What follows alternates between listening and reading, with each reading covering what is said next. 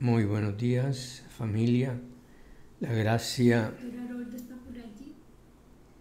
Muy buenos días, familia. La gracia del Señor Jesús sea con todos ustedes. Qué precioso es tener estos momentos de oración juntos, en los cuales nos acercamos al trono de la gracia. Esta mañana quiero unir varios versículos y francamente se me hace difícil dejar esa bienaventuranza que dice: bienaventurados los misericordiosos, porque ellos alcanzarán misericordia. Como ustedes recuerdan, este ha sido el tema durante varias mañanas aquí que hemos estado juntos alrededor de esta palabra. Y esta mañana todavía no puedo soltar este tema. Es como si el Espíritu Santo me dijera: hay más que tienes que compartir con respecto a esta palabra, a esta misericordia, a esta declaración de Macarios. Recuerden lo que es esa expresión de Macarios, que es una bendición de paz completa, en la cual el bendecido de esa manera tiene una conexión, una integración dentro de su propio ser, está bien conectado espíritu, alma y cuerpo, está conectado con los demás, con la naturaleza, y encima de eso es un gran gozo. Recordamos nosotros el gozo de Asher, la palabra que viene del Antiguo Testamento, la palabra del hebreo, cuando Asher y Macario se unen, es una paz con gran felicidad. Es lo que nosotros buscamos en esta vida y lo que será nuestra en su totalidad en la vida que esperamos en Cristo Jesús. Ahora, cuando nosotros leemos acá o escuchamos las palabras de Jesús: bienaventurados los misericordiosos, porque ellos alcanzarán misericordia. Necesitamos recordar también que cada una de estas bienaventuranzas nos dibuja un retrato de Jesús. Él es el centro de la Escritura. Él es el retrato que nosotros vemos dibujado en cada página de las Escrituras, y ojalá nuestros ojos pudieran ser abiertos. Le pedimos al Espíritu Santo que abra nuestros ojos para poder ver a Cristo en cada una de las palabras de las Escrituras, de alguna manera relacionado con la Escritura que nosotros estamos leyendo. Así que yo quiero relacionar esta Escritura: bienaventurados los misericordiosos, porque ellos alcanzarán misericordia. La quiero relacionar con un proverbio que seguramente algunos de ustedes han escuchado también.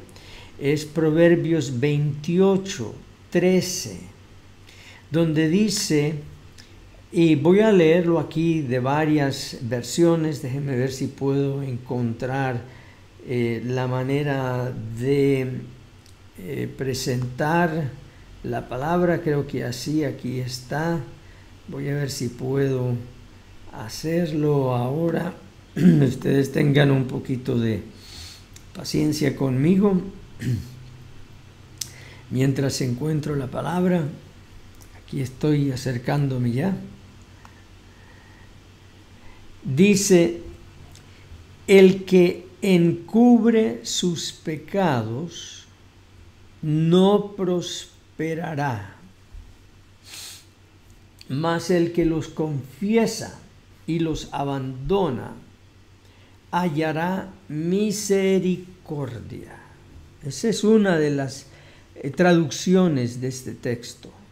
Hay otro que dice: el que encubre sus pecados no prosperará, mas el que los confiesa y se aparta alcanzará misericordia. Otra versión, la versión Dios habla hoy, dice: al que disimula el pecado no le irá bien, pero el que lo confiesa y lo deja será perdonado. Luego hay otros, y siempre es este tema enlazando el encubrimiento de los delitos y también la confesión, el reconocimiento y la enmienda o apartarse, el abandono de los pecados. Siempre están estos juntos. Terminamos con este que dice: quien esconde su pecado jamás puede prosperar. Quien lo confiesa y lo deja recibe el perdón. Y entonces yo me pregunto, ¿cómo puede ser esto un retrato de Jesús? ¿Cómo puedo yo encontrar a Jesús acá?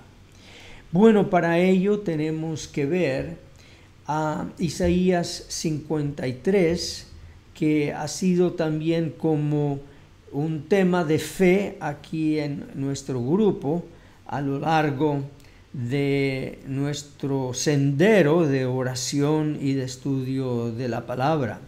Porque en Isaías 53 nosotros encontramos a Jesús. Aunque estas palabras fueron escritas como unos 600 años antes del sufrimiento de Jesús, aquí nosotros encontramos su sufrimiento en cada uno de estos versículos. Por algún tiempo, poquito más de 10 años, yo tuve la oportunidad, o más bien el Espíritu Santo me tomó por la oreja y me dijo: tienes que traducir el comentario de Martín Lutero, el reformador, sobre la epístola a los Gálatas, porque a lo largo de la historia ha habido muchos comentarios y escritos sobre la obra de Jesús a nuestro favor, especialmente la obra de Jesús en la cruz a nuestro favor. Y Dios levantó a este hombre por muchas razones, un hombre con muchos defectos, inclusive hay que mencionar eso, porque hay algunos que se espacian en mencionar los defectos de los siervos del Señor en vez de ver sus logros y cómo el Señor los bendijo con palabra.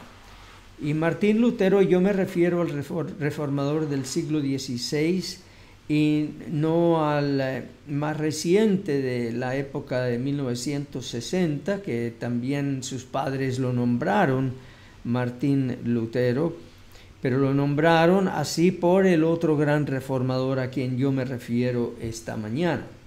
Bueno, yo me refiero a Martín Lutero, el reformador, por el énfasis y cómo él pudo ver a Cristo retratado en la palabra. Y yo voy aquí ahora a Isaías porque es uno de los textos en los cuales nosotros vemos a Cristo retratado, pero lo vamos a ver retratado de una manera muy especial. Dice el versículo 10: con todo eso Jehová quiso quebrantarlo, sujetándole a padecimiento. Cuando haya puesto su vida en expiación por el pecado, verá linaje, vivirá por largos días, y la voluntad de Jehová será en su mano prosperada. Es decir, el Mesías será bendecido por ser el sacrificio por el pecado. Nuevamente vamos al versículo 11. Verá el fruto de la aflicción de su alma y quedará satisfecho. Por su conocimiento justificará mi siervo justo a muchos y llevará las iniquidades de ellos. ¿Estás escuchando? El Señor Jesús llevó nuestras iniquidades en su santo ser. Su conocimiento. ¿Su conocimiento de qué? Su conocimiento de nuestro corazón impío, perverso, desleal, traicionero. Un corazón que finge, un corazón hipócrita. El conocimiento de nuestro corazón, Él llevó todo eso para justificarnos, para llevar dentro de su ser la condena. Y me refiero a Martín Lutero por algo que él resaltó, que ha sido resaltado por muy pocos pensadores cristianos. Él resaltó precisamente este texto, que Él llevará las iniquidades de ellos. Él mencionó que en la cruz Jesús se hizo el más grande pecador de toda la historia humana. Y claro está, eso como que escandaliza nuestros corazones, nuestra mente. ¿Cómo es posible que Cristo se hizo el más grande pecador? Pero es la verdad. Cuando Él llevó nuestras iniquidades, se sumaron las iniquidades de todo ser viviente en su ser, en su santo ser. Todo pecador encontró en Él su sustituto. Así que Jesús llegó a ser la totalidad de todo pecador sobre esta tierra. Eso es algo que nosotros rara vez nos detenemos a meditar. ¿Cómo es posible que el santo ser de Dios, el enviado de Dios, se entregó de una manera tan total a sufrir por el pecado? Pero lo hizo por misericordia de su creación. Lo hizo porque tuvo de nosotros misericordia. Y hay otra cosa más. Los apóstoles predicaron que Jesús fue levantado por Dios. Esto fue en la predicación de Pedro el día de Pentecostés. El Dios de nuestros padres levantó a Jesús, a quien vosotros matasteis colgándole en un madero. A este Dios ha exaltado con su diestra por príncipe y salvador, para dar a Israel arrepentimiento y perdón de pecados. Arrepentimiento, porque lo que nosotros queremos es no solamente confesar nuestros pecados, sino arrepentirnos de ellos. Lo que Jesús hizo por nosotros en la cruz fue una obra completa. Él no solo llevó nuestros pecados sobre su ser, sino que al recibir nuestros pecados, Él se arrepintió de nuestros pecados a nuestro favor de una manera completa y total como nosotros no podemos hacerlo. ¿Cuánto quisiéramos nosotros arrepentirnos totalmente del fondo de nuestro corazón, sacar cada raíz de odio, de resentimiento, de lujuria, de lo que sea, de codicia, de avaricia? ¿Cuánto quisiéramos nosotros arrancar de nuestro ser todo mal? Jesús logró hacerlo a nuestro favor. Él se arrepintió perfectamente de cada pecado que nosotros hemos cometido, de cada debilidad, de cada defecto. Se arrepintió totalmente a nuestro favor. Fue una obra completa. Nosotros ni entendemos el 1% de la obra que hizo Jesús en la cruz por nosotros. A los apóstoles les fue revelada esa obra.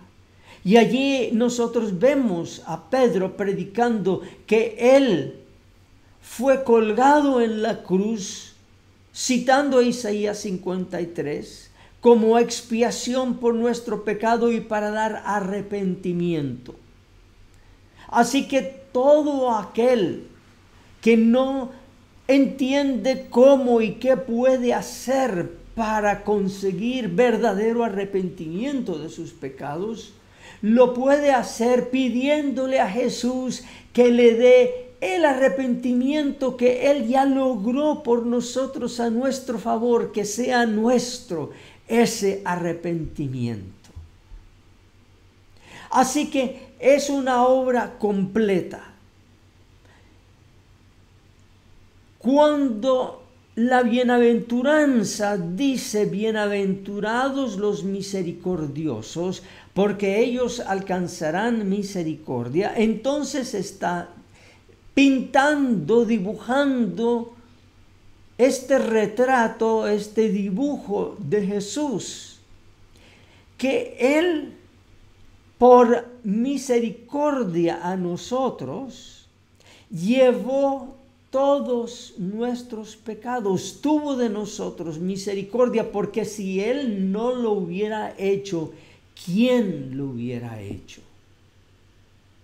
Nosotros no somos capaces de sufrir por nuestros pecados y vivir nuevamente para contar el perdón de Dios.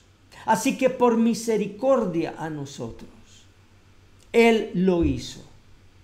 Y Él entonces fue envuelto por la misericordia del Padre y del Espíritu Santo. Porque acá en Mateo 5, donde nosotros leemos: bienaventurados los misericordiosos, porque ellos alcanzarán misericordia.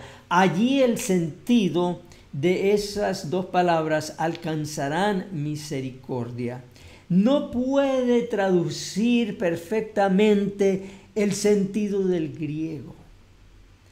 Allí misericordia no es un sustantivo en el griego, es un verbo reflexivo. En otras palabras, lo que dice allí: porque ellos serán misericordiados, una palabra que no existe en español, ¿no? Porque ellos serán misericordiados, es decir, ellos serán envueltos por la misericordia de Dios. Y así fue Jesús. En la cruz Él tuvo misericordia de nosotros y por eso Él fue envuelto en la misericordia del Dios Padre y del Espíritu Santo. Ese es nuestro Jesús. Allí vemos nosotros la perfecta misericordia retratada y cómo Él alcanzó misericordia por el Padre y por el Espíritu Santo al hacerse pecado por nosotros. Ahora, cuando nosotros vemos esta bendición. Esta bendición es nuestra por la fe. Porque aquí la palabra no es serás misericordioso y entonces alcanzarás misericordia, sino que cuando has sido bendecido por la misericordia de Dios, eres bienaventurado. Y nosotros sí hemos sido bendecidos por la misericordia de Dios. Allí en la cruz nosotros fuimos bendecidos por la misericordia de Dios en Cristo, en la cruz, como nosotros lo hemos visto. Y entonces la bendición de Macarios es nuestra hoy por la fe. Nos envuelve la misericordia de Dios. Al recibir la misericordia del Padre, por medio del sacrificio de Cristo, somos envueltos por misericordia. Y se nos llama a vivir en esa burbuja de la misericordia de Dios. Eso quiere decir que nosotros no vivimos en una situación en que momento tras momento nosotros estamos tratando de alcanzar la misericordia de Dios, sino que nosotros vivimos en una burbuja de su misericordia. Hemos sido misericordiados, por usar una palabra que no existe, pero nos da el sentido. Es decir, la misericordia de Dios nos ha envuelto, nos ha arropado. Así que, bienaventurados los misericordiosos, porque ellos alcanzarán misericordia. Y ese bienaventurado fue nuestro Señor Jesús. Y Él está satisfecho con su obra hoy. Él te ve a ti y a mí arropados por su sacrificio, arropados por su misericordia, y dice: sí, estoy satisfecho con esa obra de sacrificio, esa obra dolorosa que me tocó hacer allí en la cruz, porque ha dado fruto, y ese fruto eres tú, y ese fruto soy yo, para su honra y su gloria, en el nombre del Padre, del Hijo y del Espíritu Santo. Amén. Amén.